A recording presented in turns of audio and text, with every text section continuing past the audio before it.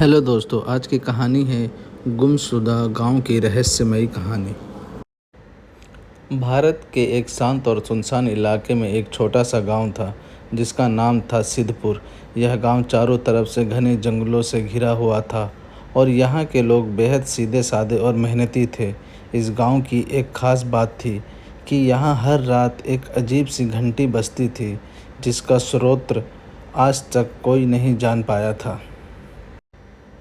गांव के बच्चे इस घंटी की आवाज़ से बेहद डरते थे और हर रात जब यह बजती वे अपने माता पिता के पास जाकर छुप जाते।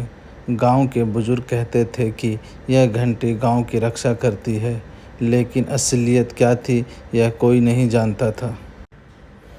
एक दिन गांव के मुखिया राम प्रसाद ने तय किया कि वह इस रहस्यमय घंटी की सच्चाई का पता लगाकर ही मानेगा। उसने गांव के सबसे बहादुर युवकों को इकट्ठा किया और जंगल की ओर चल पड़ा। राम प्रसाद और उसके साथी जब जंगल के गहरे हिस्से में पहुंचे तो उन्होंने देखा कि वहां एक पुराना सा टूटा फूटा मंदिर था। मंदिर के अंदर एक प्राचीन घंटी लटकी हुई थी जो खुद ब खुद बज रही थी। राम प्रसाद ने अपने साथियों से कहा, हमें इस घंटी को बजने से रोकना होगा, शायद यही हमारे गांव की मुसीबतों का कारण है। लेकिन जैसे ही उन्होंने घंटी को छूने की कोशिश की, एक तेज़ रोशनी फैली और राम प्रसाद और उसके साथी बेहोश हो गए। जब वे होश में आए तो उन्होंने खुद को गांव से दूर एक अजनबी जगह पर पाया। वहां कोई भी घर या लोग नहीं थे, सिर्फ एक बड़ा सा पेड़ खड़ा था। राम प्रसाद और उसके साथियों ने उस पेड़ के पास जाकर देखा तो वहां एक शिलालेख था जिस पर लिखा था, यहाँ से वापस जाने का रास्ता नहीं है। वे सब घबराए हुए थे, लेकिन तभी उन्हें एक बूढ़ा आदमी दिखाई दिया।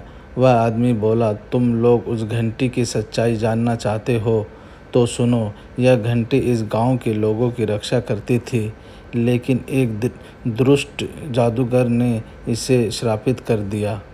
अब यह घंटी बजती है और जो इसे छूने की कोशिश करता है वह इस रहस्यमयी जगह पर फंस जाता है। राम प्रसाद ने बूढ़े आदमी से पूछा, तो क्या हम यहाँ से कभी वापस नहीं जा सकते? बूढ़ा आदमी मुस्कुराया और बोला, एक ही रास्ता है, अगर तुम लोग उस जादूगर को हरा दो और घंटी को मुक्त कर दो तो तुम लोग यहाँ से वापस जा सकते हो। राम प्रसाद और उसके साथियों ने साहस दिखाते हुए उस जादूगर को ढूंढने का फैसला किया। उन्होंने बूढ़े आदमी से जादूगर के ठिकाने का पता पूछा और उसकी ओर बढ़ चले।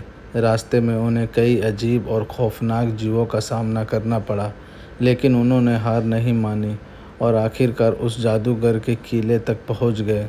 वहां एक भयंकर लड़ाई छिड़ गई। जादूगर ने अपनी सारी ताकत और जादू का इस्तेमाल किया, लेकिन राम प्रसाद और उसके साथियों ने अपनी साहस और एकता से उसे हरा दिया। जैसे ही जादूगर मरा, घंटी का श्राप टूट गया और वे सब वापस अपने गांव आ गए। गांव के लोग राम प्रसाद और उसके साथियों का स्वागत करते हुए बोले, तुम लोगों ने हमें एक बड़ी संकट से बचा लिया। अब यह घंटी हमारे लिए सिर्फ एक साधारण घंटी है। राम प्रसाद मुस्कुराया और बोला, यह सब हमारी एकता और साहस का परिणाम है। इस तरह सिद्धपुर गांव एक बार फिर शांत और खुशहाल हो गया। गांव के लोग अब हर रात उस घंटी की आवाज़ सुनकर डरते नहीं थे, बल्कि उसे अपने साहस और एकता की निशानी मानते थे।